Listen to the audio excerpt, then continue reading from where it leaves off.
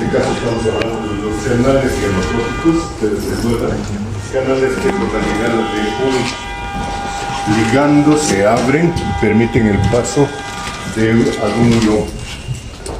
Las características de estos receptores las vienen acá, a la derecha. El acoplamiento y la apertura es un solo fenómeno rápido. Por lo tanto, la velocidad de la transmisión de la señal es muy rápida también.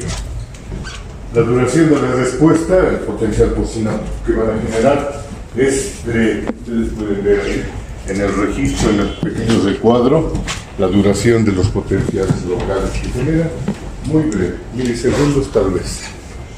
Y obviamente de acuerdo al tipo de ion que ingrese, se van a generar potenciales despolarizantes, potenciales hiperpolarizantes, los que llamamos potenciales postsinápticos excitatorios o potenciales postsinápticos inhibitorios respectivamente. ¿Estamos? En esto no hay ningún secreto, la cosa está simple. De los receptores metabótropos, ustedes ya han visto, habíamos visto que la unión del ligando activa la proteína G y esta va a desencadenar dentro de la célula varios posibles caminos. Uno, por los segmentos beta-gamma, la activación de canales ionótropos a su vez, y por la activación de la porción alfa con el GTP, actividades metabólicas dentro de la célula, sin entrar en mayores detalles. Sus características: el acoplamiento del ligando del neurotransmisor al canal iónico, en este caso cuando haya la apertura por las porciones beta-gamma, es indirecta, hay un cierto lapso. Se utilizan segundos mensajeros para la mayor parte de las unidades, de las acciones, y esto es la clave, la velocidad de transmisión de la señal es lenta. Vale decir que hay una demora entre la llegada del estímulo, del ligando al receptor, y la acción, el cambio en el potencial de la membrana postsináptica. Entonces es un efecto más retardado y que puede durar mucho tiempo. Entonces esta es una característica distintiva y fundamental. La duración de la respuesta, el potencial postsináptico, puede ser larga. Finalmente genera cambios tónicos en el potencial de reposo y lo que habíamos visto que el GTP con la porción alfa va a generar cambios metabólicos a veces prolongados que van a tener incluso cambios en ADN o ARN. Pero lo que nos interesa son los potenciales postsinápticos que esto genera.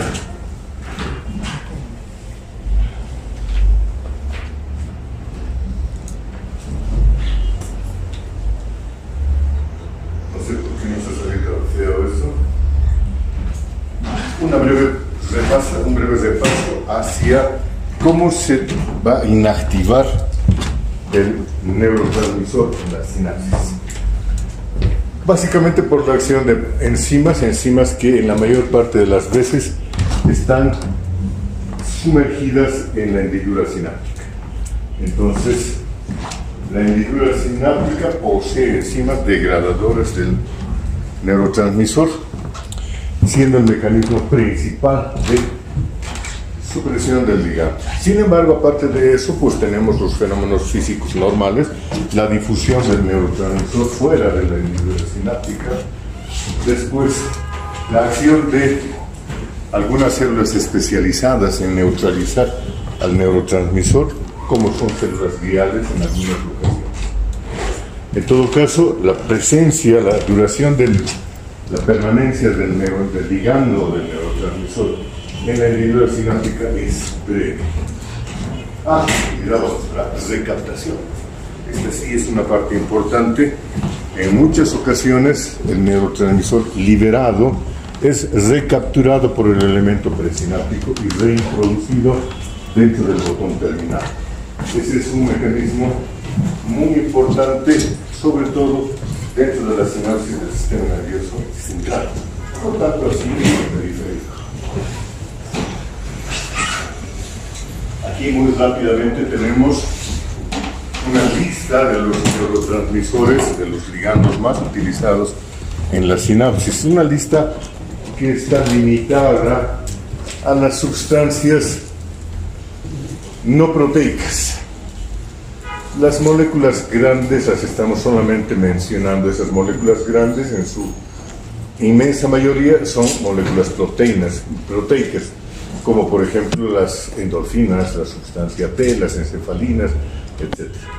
Pero las sustancias de molécula pequeña, en su inmensa mayoría no proteicas, las tenemos aquí en una lista y estamos destacando algunas de sus propiedades. En rojo, las más utilizadas, las que ustedes necesitarán estudiar con mayor detalle, empezando con la acetilcolina, la dopamina, la noradrenalina, el glutamato y el ácido gamma-aminobutírico. También entre las moléculas hemos destacado las que son más mencionadas en estas clases de neurofisiología: las endorfinas, la sustancia P, el péptido inhibidor vasoactivo y el péptido relacionado con el gen de la calcitonina. Encefalinas, vasopresina y oxitocina, ustedes ya la conocen por sus efectos periféricos clasificados como hormonas. Entonces, esas sustancias tienen una doble acción. Por un lado, son hormonas cuando están viajando a través de la sangre, o también cuando están en la sinapsis son neurotransmisores. ¿Qué necesitamos conocer de cada una de estas sustancias? El listado está abajo. Fíjense ustedes qué necesitamos. Conocer quiénes son los precursores, cuáles las enzimas sintetizadoras, cuáles son las enzimas de degradación, las que las eliminan, cuáles son los productos finales de la degradación de estas sustancias y los efectos en los receptores. Y en los efectos en los receptores podemos empezar hablando de si van a generar potenciales postsinápticos excitatorios o inhibitorios. Pero podemos ver también qué efectos específicos van a producir en determinadas localidades neuronales. Pero esto ya es para cursos más avanzados.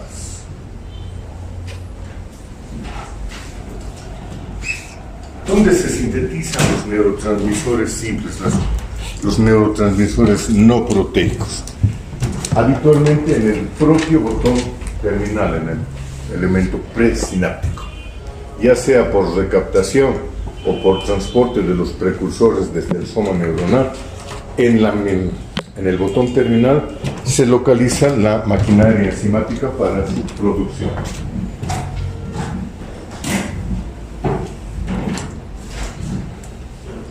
Por el contrario, los neurotransmisores de molécula grande, sustancias proteicas, son sintetizados habitualmente en el soma neuronal y trasladados por carriers, por transportadores, para que se almacenen en el botón terminal.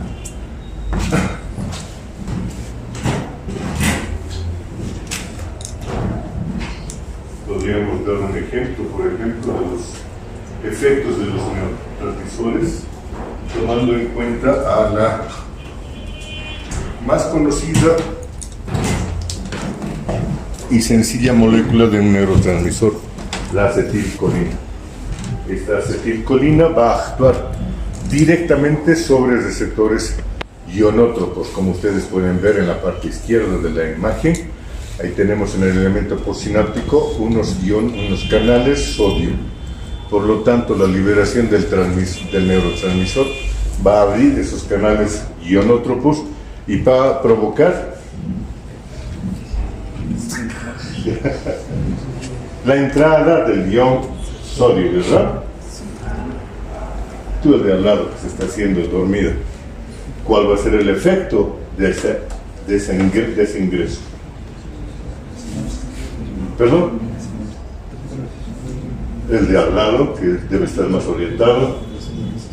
va a ser una despolarización. En realidad va a ser la producción de un potencial postsináptico excitatorio. Dependerá de qué cantidad de iones ingrese para ver la magnitud del potencial postsináptico excitatorio. Por ahí se queda en un potencial local. Por ahí alcanza el valor umbral y genera una despolarización, como dice el compañero. Por el contrario, en el lado derecho de la imagen tenemos en otra sinapsis la misma acetilcolina va a actuar sobre receptores metabótropos. Ahí la tenemos, un receptor metabótropo, el cual por sus porciones beta-gamma va a activar un canal. Aquí lo tenemos. Acetilcolina, receptor metabótropo, fracciones beta-gamma y la apertura de un canal. En este caso es un canal de potasio. ¿Cuál va a ser el efecto inmediato de esa activación? ¿Qué va a pasar? Tú la del lado, no puedo creerlo. Tú, el grabador, tampoco. Por favor, di algo. Wow, estoy impresionado. Dale. Potencial inhibitorio, doctor. Salen las cargas positivas. Se sale el ion potasio y por lo tanto arrastra cargas positivas al exterior, con lo cual se genera un potencial postsináptico inhibitorio. Dicho sea de paso, eso va a poder desencadenar un potencial de acción.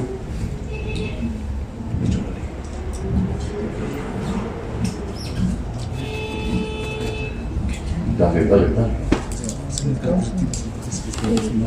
Sí. Puede desencadenar un potencial de acción. Ese evento, la apertura de los canales potasio dependientes.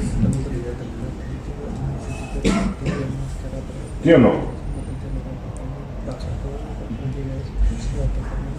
¿No qué?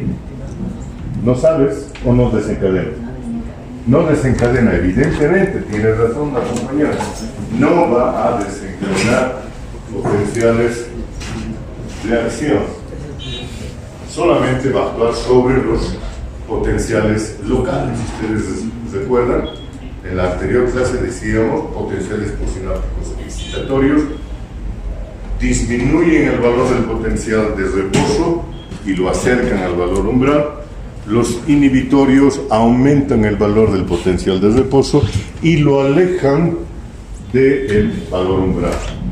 Por lo tanto, esos potenciales postsinápticos inhibitorios van a jugar con los excitatorios para ver si es que el resultado de la activación simultánea o consecutiva de varias sinapsis desencadena o no potenciales de acción, pero por sí mismos no pueden desencadenar potenciales de acción.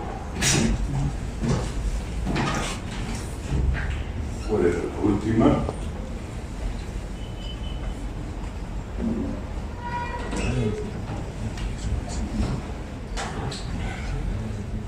Un par de aplicaciones de este fenómeno, fíjense ustedes, en el neurotransmisor en el músculo, el neurotransmisor acetilcolina, en el músculo estriado, va a desencadenar una contracción muscular finalmente, porque esa entrada de sodio provoca potenciales de acción en la fibra muscular y esos potenciales de acción desencadenan la contracción muscular. Por el contrario, la activación del canal metabótropo, por ejemplo, dentro del sistema neurovegetativo, va a ser capaz de disminuir la excitabilidad de las fibras musculares del corazón, inhibe la frecuencia cardíaca o la fuerza de contracción del corazón. ¿Qué más tenemos aquí?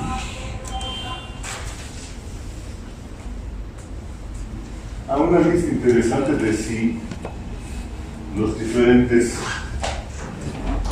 neurotransmisores usan uno u otro o ambos mecanismos, ionótropos o metabótropos. ¿Estás sacando fotos? Sí. Eso. No se equivoque. Y después secciones de preguntas, pero no vamos a entrar a la sección de preguntas. Nos vamos a pasar rápidamente. ¿Dónde está eso?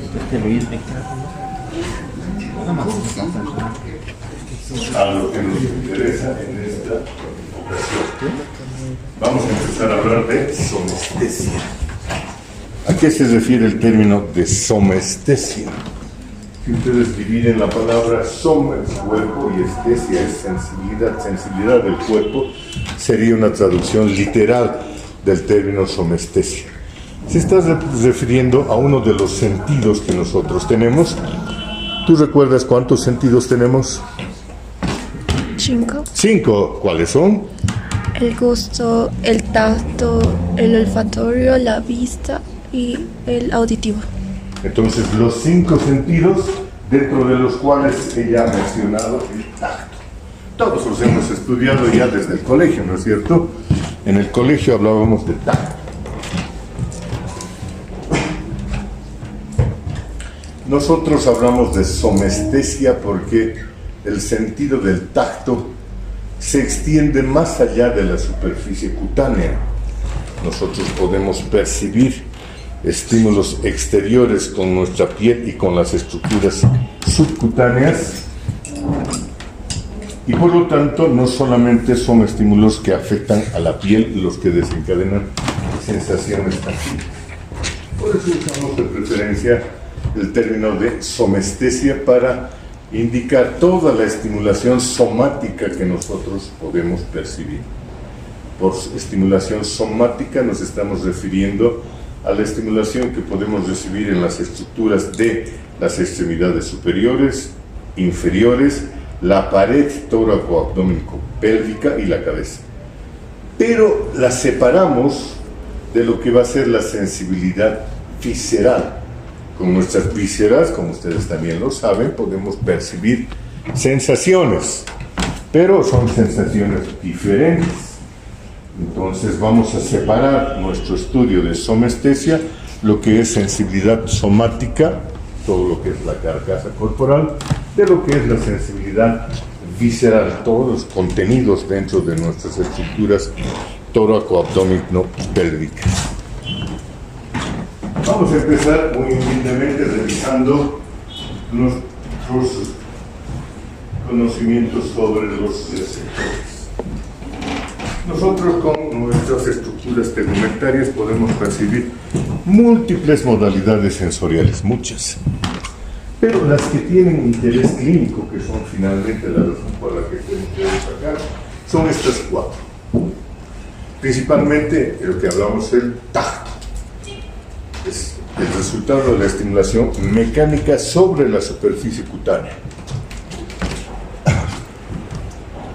Esa modalidad o esa submodalidad sensorial habitualmente se estudia utilizando algún tipo de estímulo sistematizado. Por ejemplo, ahí los tenemos remarcados, los pelos de von Frey.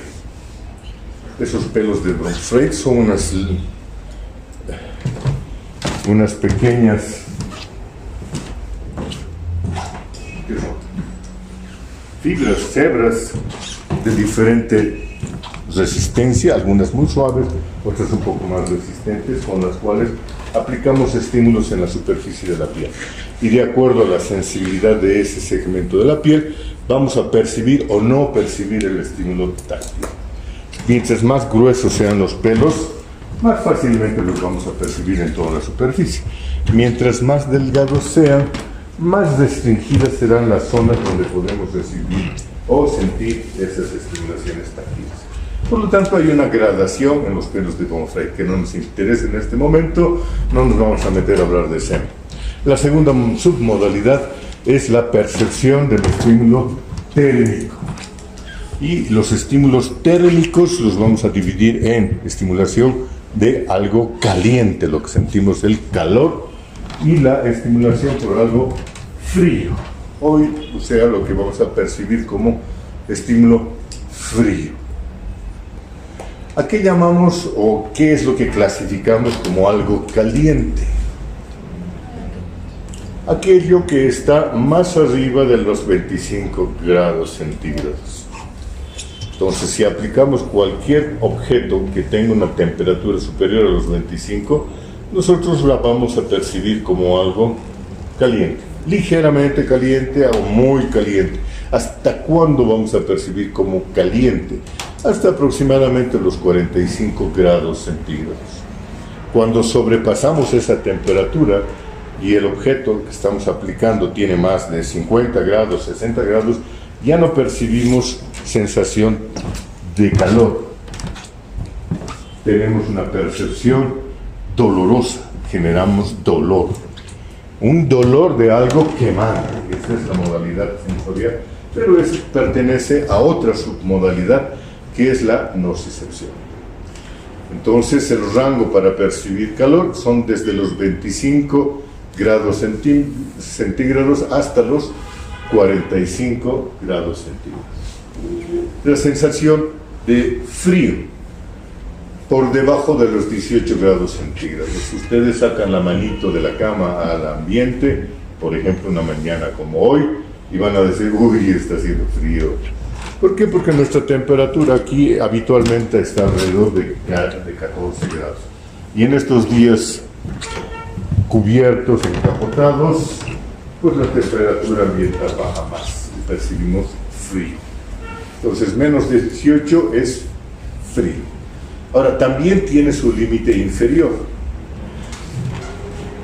Cuando el estímulo térmico es menos de 4 grados centígrados, empezamos a percibir una vez más dolor.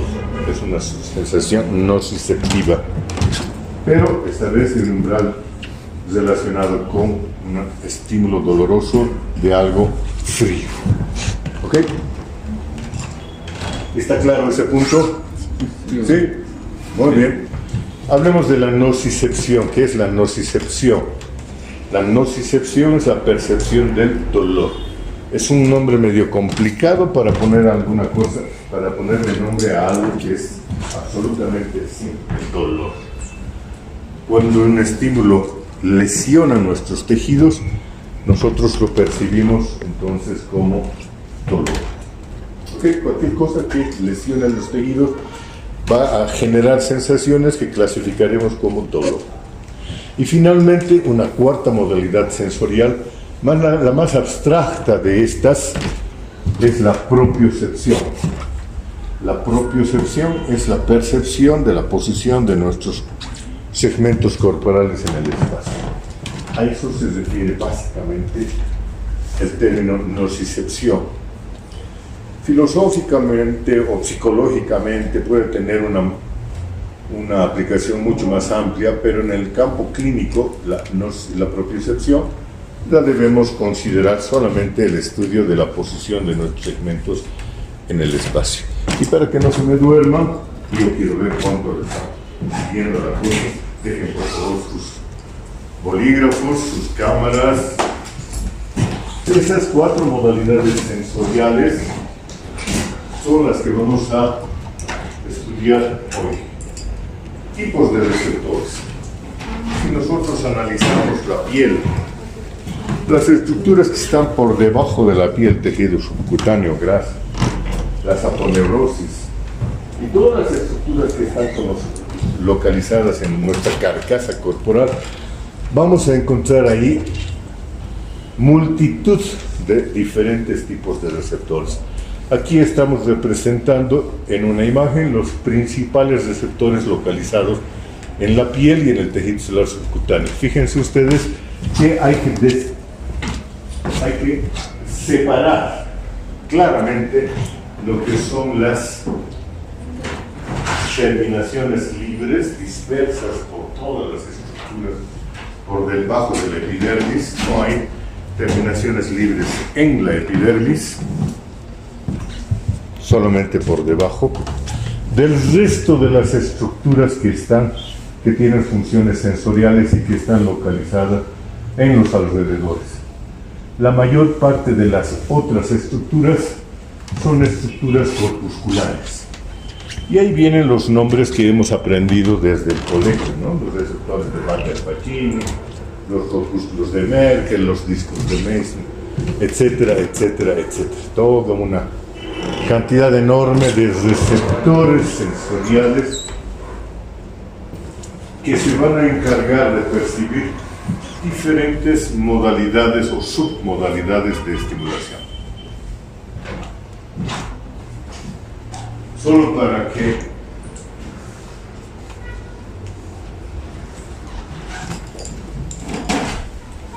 se asusten. Un listado no es exhaustivo, es un listado de los principales tipos de receptores, fíjense ahí, casi no los podemos ver, y las modalidades sensoriales que ellos perciben.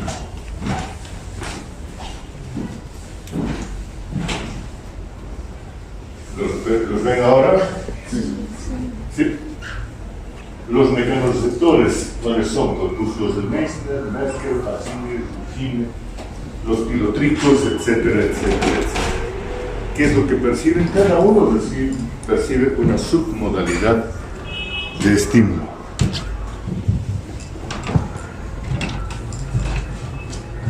Todos ellos los vamos a englobar dentro de lo que es la percepción táctil. Ahí debajo de los receptores térmicos van a encontrar otra lista de otros receptores que están relacionados con la percepción de los estímulos de calor, de frío, de dolor, o sea, la sensación térmica de dolor por calor, o las de frío intenso, la sensación térmica de dolor por frío. Ahí está. Y los específicamente nociceptores. Fíjense que los nociceptores en su inmensa mayoría son, aquí lo dice, no dice nada,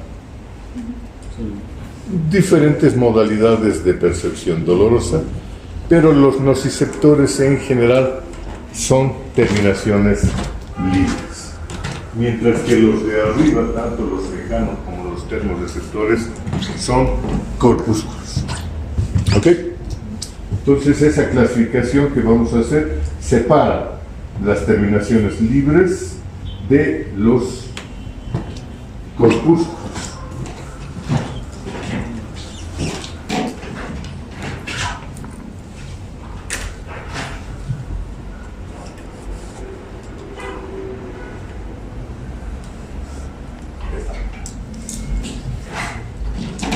Entonces, para no tener que aprender esos grandes listados de receptores, lo que vamos a hacer es clasificarlos de acuerdo a su estructura. Fíjense ustedes que tenemos tres grandes grupos de receptores según su estructura y su constitución. Las más simples, las terminaciones libres, por supuesto. Un solo tejido, ¿cuál? El nervioso. Son terminaciones libres de dendritas de neuronas, que no tienen nada más, son solamente esos pequeños filamentos distribuidos en diferentes sectores, a veces amplios, a veces muy restringidos. Un solo tejido. Los segundos son los corpúsculos, también llamados receptores encapsulados, en los cuales se están combinando dos variedades de tejidos. Uno es el tejido nervioso, por supuesto, que habitualmente está en el interior del corpúsculo, y otro es el tejido conjuntivo, más o menos especializado, que es lo que le da la morfología propia y el carácter de la estimulación más efectiva. Por ejemplo, ahí estamos viendo en el extremo inferior derecho de la imagen un corpúsculo de Baker-Pacini. Fíjense que se nota apenas en el centro, en el eje del corpúsculo, encontramos un resalto un poco más oscuro, que es la fibra nerviosa que está en el corazón, en el alma del corpúsculo, rodeada de una serie de capas y capas y capas, como las capas de una cebollita alrededor de esta fibra nerviosa. En su conjunto, esas capas forman el corpúsculo de Butterfly. ¿Para qué sirve? Sirve para hacer una percepción de vibración, sobre todo. Pero bueno, este es un ejemplo particular. Lo que nos interesa son el conjunto. Entonces, la otra categoría, subcategoría de receptores, son los corpúsculos o receptores encapsulados. Y finalmente, una tercera categoría, de la que hasta el momento no hemos hablado nada, son los órganos complejos. Órganos complejos, ¿por qué? Porque están agrupando por lo menos 3 tipos diferentes de tejidos, dentro de los cuales uno de ellos es el tejido nervioso, por supuesto. Fibra o fibras nerviosas que están siendo rodeadas de tejido conjuntivo y que tienen otro tejido más. Aquí en el recuadro inferior izquierdo ustedes ven un uso muscular o un uso neuromuscular. Son sinónimos los dos. Este uso está reuniendo fibras de terminaciones nerviosas. Fíjense que no hay una sola, son varias, y si las amplificamos vamos a ver que son de diferentes categorías. ¿Será que podemos amplificar esto? Aquí están representadas por líneas de diferente color, las fibras de diferente grosor. Vean ustedes las rojas, las moradas, las amarillas, fibras nerviosas, varios tipos, varios grosores diferentes. Y se están distribuyendo alrededor de fibras musculares. Todas las que están ahí atravesando en paralelo son fibras musculares embrionarias. El otro componente de este órgano complejo. Y están rodeados por una cápsula de tejido conectivo. En su conjunto, esos 3 elementos, nervioso, muscular y conjuntivo, forman un receptor neuromuscular.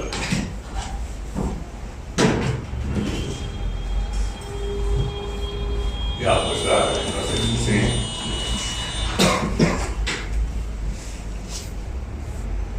¿Será que podemos? No, esto no sirve.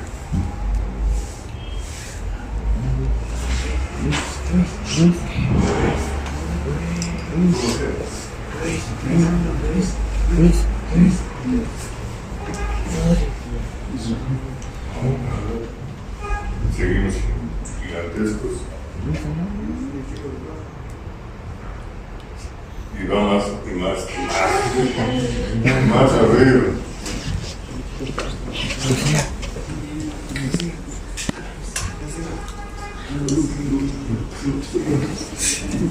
Sería todo, señores.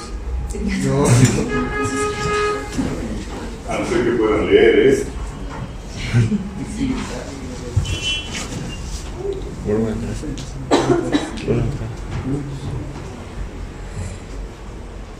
¿Será que nos va a dar esto?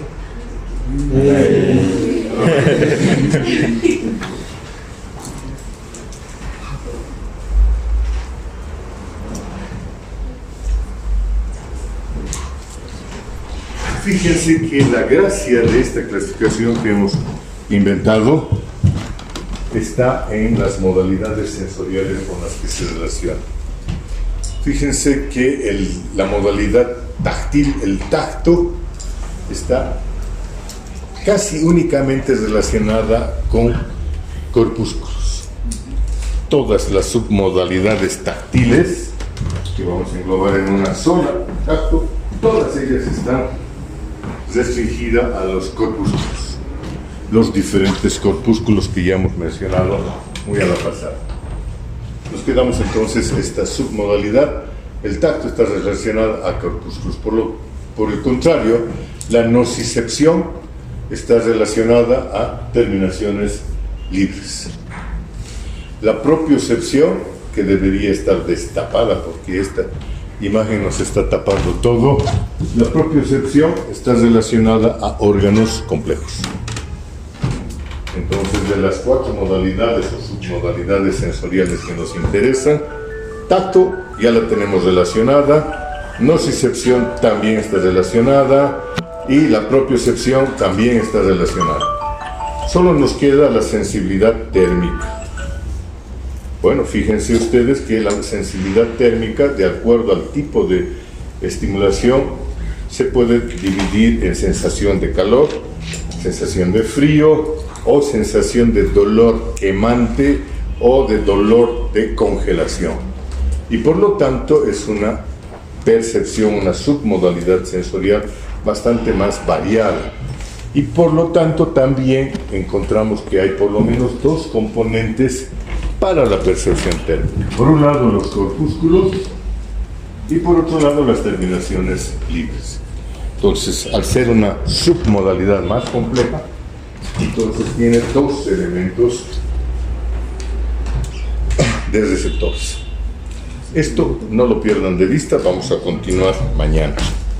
Si es que hay alguna pregunta, no hay preguntas, es la comprensión completa. Bravo.